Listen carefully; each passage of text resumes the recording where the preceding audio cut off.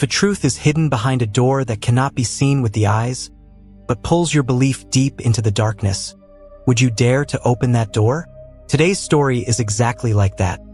An old, dilapidated house, a dust-covered portrait hanging on the wall, and a cursed truth hidden within it. It only works if you believe, and the moment you do, your life will never be the same. Caroline, a hospice nurse, arrives at this house. She lives with the guilt of not being able to be by her father's side during his final moments. But she didn't know that after stepping into this house, the nightmare of her life would begin anew, because the man she has come to save, Ben, has a look of terror hidden in his eyes. He constantly wants to tell her something. This house is not safe. Take me away from here. But who knows, this old man might become the cause of Caroline's doom. With that, I begin the story of the 2005 release, The Skeleton Key. This is a horror movie that might not have many jump scares, but by the end, you'll be forced to admit that the ending has left an invisible scar on your mind. So, let's start today's story. The story begins with the main character, Caroline. She is sitting next to an elderly man in a hospital, reading a book to him. While listening, the old man closes his eyes. Caroline checks the man's pulse and realizes that he has passed away. She informs a hospital employee about the man's death. Hearing this, the employee shows no reaction and simply says, "Okay," before walking away. Caroline works as a hospice nurse in a hospital. For those who don't know, a hospice nurse essentially stays by the side of terminally ill patients to provide emotional companionship in their final hours. Caroline is sitting with the belongings the patient used in his last moments. She thinks perhaps the patient's family will come to collect his things or see him one last time. Then another employee arrives and tells her that no one from his family will come. Just throw this trash away. Even while going to throw them out, Caroline couldn't bring herself to discard everything. Death is truly painful only when there is no one to cry for it or no one to stand by during the end. Meanwhile, to the hospital staff, a patient dying just means a vacant bed, a new patient, and booming business. There is no emotion here, no feeling, not even sympathy. Caroline has decided she won't do this job anymore. She won't stay in a place where human life has no value. Sitting on the bus, she sees a recruitment notice. A caretaker and a nurse are needed for an elderly, sick homeowner. At a nightclub party, Caroline tells her best friend Jill about her plans. Jill doesn't really like the idea of Caroline leaving her good job for this caregiver work. Jill tries to convince her, but Caroline's only opinion is that she can't work for these cold-hearted, merciless people anymore. She wants to try something new in her life. True to her word, she travels down a long, lush green path to reach the house. The house is named the Devereaux Plantation House. It is located in a bayou region of Louisiana in the United States. For those who don't know, a bayou is a marshy area where roads are covered in water, mud, and mist among massive trees. Caroline drives her car into the vast property. She is somewhat surprised by the old environment of the house. After calling out several times to no avail, she enters the house herself. The interior is beautifully decorated with old antique items. In an open courtyard-like area inside the house, an elderly homeowner named Ben is sitting in a wheelchair. His wife, Violet, is carefully trying to cut his hair. As Caroline arrives, their lawyer, Luke, appears from behind. He is responsible for looking after their property and all legal matters. In fact, it was Luke who put out the recruitment ad in the paper. Luke introduces Caroline to Violet, but Violet speaks to Caroline rudely. Violet also says that Caroline won't understand this house. Although Caroline wants to leave in anger, Luke explains that Ben recently had a panic attack. Since then, he has lost the power to walk or speak. Ben will likely pass away soon, perhaps within a month. That's why she's been acting this way, afraid of losing someone close. This woman has rejected 4 people before this. Now Caroline is her last hope. She asks Luke why that woman said she wouldn't understand the house. What did Violet mean by that? Luke completely dismisses the remark and finalizes Caroline for the job. The next day, Jill helps Caroline pack and sees her off at her car. After getting gas at a gas station, Caroline goes inside to pay. Red brick dust is lined across the doorway, which Caroline crosses to enter. The place is old and filled with antique items. Inside, she hears a prayer playing on an old CD recorder. Suddenly, an old woman appears before her, startling Caroline. A middle-aged woman moves her away from there. Seeing the woman's husband talking strangely, Caroline pays the money and quickly leaves. Now at the Devereaux plantation house, she organizes her belongings, which include a photo of her and her father. Then she goes to see Ben. Violet explains Ben's food and medications to her. She also tells her about the house. There are a total of 30 rooms in this house. Every room has a separate key, except for the skeleton key that can open every door. The owner keeps that key, which is why it stays with the master of the house. Violet then gives Caroline a key as well. Violet shows her around the house and strictly forbids her from entering the attic room. When Violet asks about her family, Caroline reveals she didn't have her mother since childhood. She was raised by her father. After college, she spent her time going out with friends at club parties. Meanwhile, her father fell ill and passed away last year.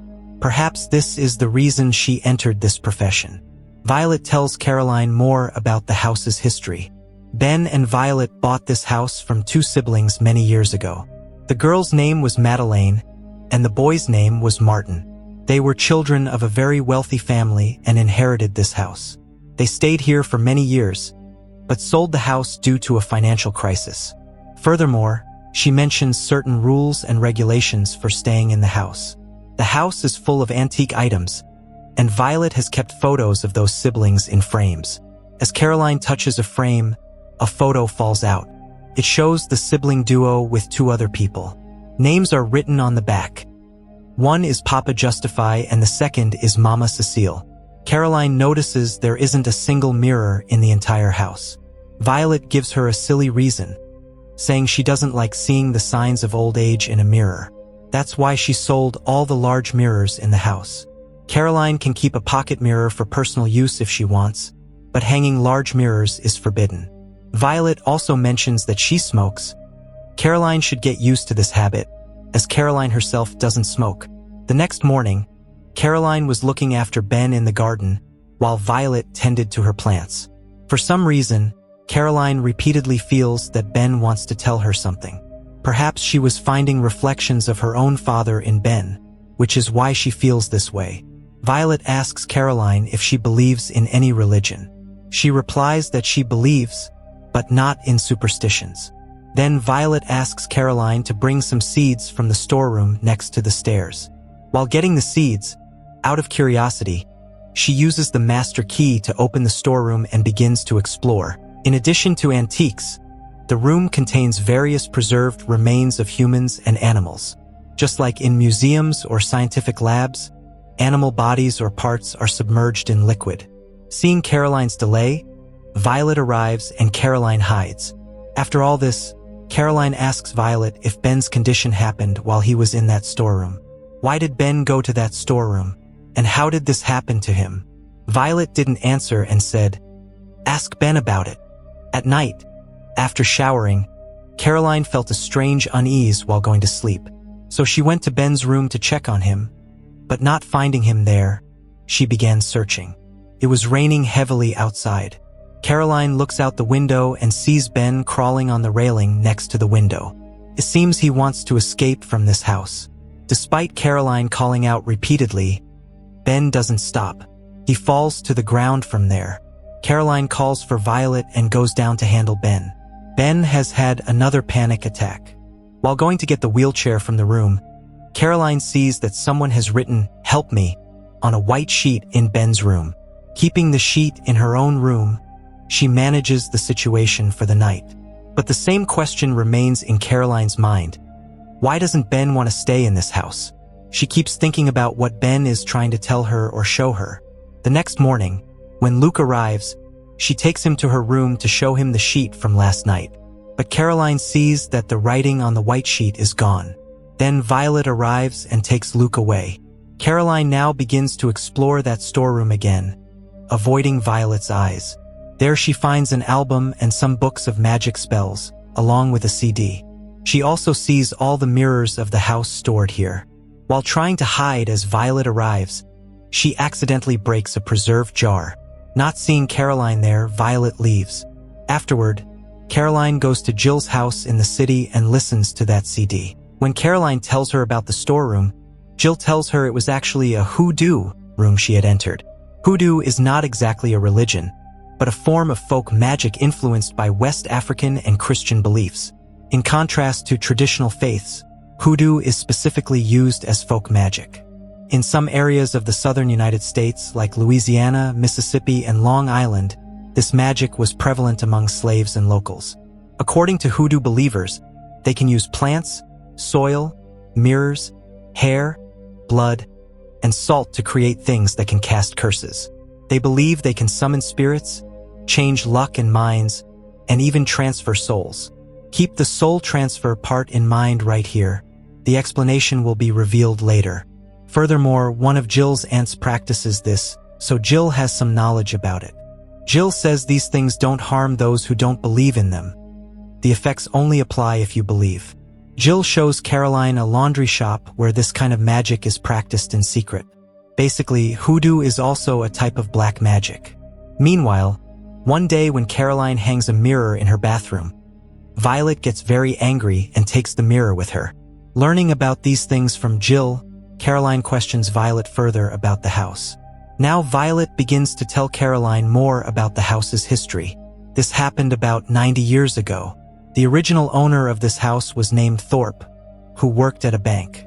He was extremely greedy for money and had built a mountain of wealth unfairly by taking people's money. He lived in this house with his wife, son Martin, and daughter Madeleine. There were two workers, Papa Justify and Mama Cecile. Though Thorpe only thought of them as servants, they were extraordinary masters of hoodoo. They used this magic to help people, which their owner didn't know about. Their living quarters were in that attic storeroom. One night, a grand party was being held in the house. After everyone was intoxicated and having fun, the guests looked for their children before leaving. Not finding Martin and Madeleine anywhere in the house, they eventually found the children in the storeroom performing a ritual with Papa Justify and Mama Cecile.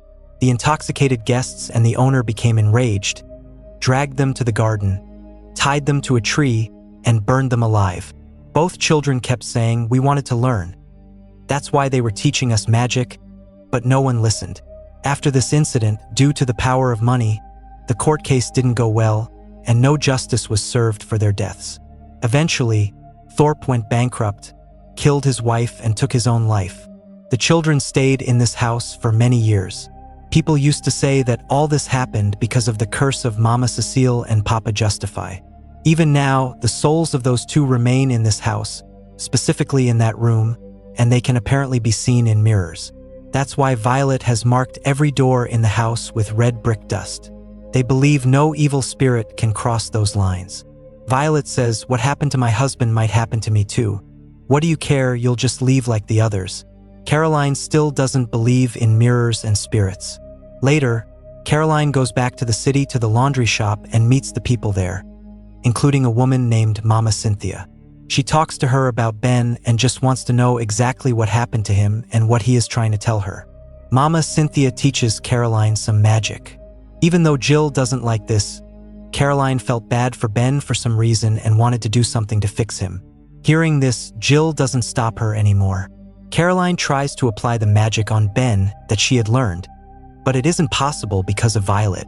Amidst all this, little by little, Caroline also began to believe in these things. So at night, she has scattered nightmares where she sees her own eyes and mouth being sewn shut. The next day, Caroline tells Luke about this, but Luke doesn't want to believe her. Caroline takes Luke to that gas station and meets the old woman she saw earlier. The woman tells them about Papa Justify and Mama Cecile. The two had achieved such mastery in hoodoo that they could even postpone death. Caroline wants to know how. The woman replies by making a sacrifice. Now everything seems clear to Caroline. She thought Violet wanted to sacrifice her husband, Ben. And all this time, Ben was trying to escape the house to explain this to her. Luke doesn't believe a word Caroline says. On the contrary, he tells her that if she wants to help Ben, she must bring evidence. prove that his own wife wants to kill him. We can go to the police and the law, but no one will believe your words. That same night, Caroline comes back to the house to gather evidence. She carries on everything normally.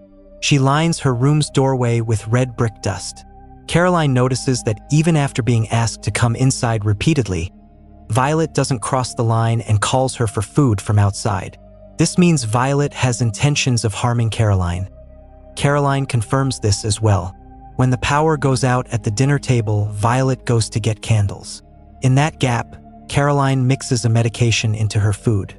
Then, in the rainy darkness, she hides Ben in a room so Violet can't harm him. She immediately flees the house by boat in the rain. Violet chases her with a shotgun but fails to catch her. Caroline goes to Luke's house, tells him everything, and tries to make him understand. Meanwhile, Violet calls. Luke becomes busy talking to her. As Caroline starts exploring Luke's house, she sees many photos of herself along with a ring and the master key she had left in the storeroom. Then Caroline realizes that Luke is working together with Violet. Right then, Luke strangles Caroline from behind, knocks her unconscious, and takes her back to the house in his car. After bringing her home, Luke and Violet interrogate Caroline, and she reveals where Ben is. When Violet goes to find Ben, Caroline escapes from Luke, breaks a window pane, and unties her hands. Caroline starts scattering red brick dust from a jar all over the house. As a result, Luke could not catch Caroline at all. At one point, before she could scatter brick dust on a door, Violet arrives, and a massive struggle begins between them. During the struggle, Violet falls down the stairs and can no longer stand. Luke was with her. Taking this chance, Caroline calls the police and calls Jill to come to the house.